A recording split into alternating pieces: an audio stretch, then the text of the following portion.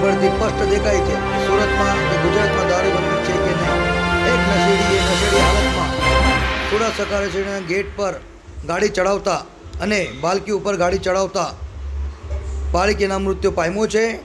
અને આ નશેડીએ એક બાળકીને કચાડી નાખ્યો છે. હાલ ગોળાદરા પોલીસ સ્ટેશને એ નશેડીને જેલ ભેગો કર્યો છે અને એના પર ગુનો નોંધી આગળની કાર્યવાહી હાથ ધરી છે.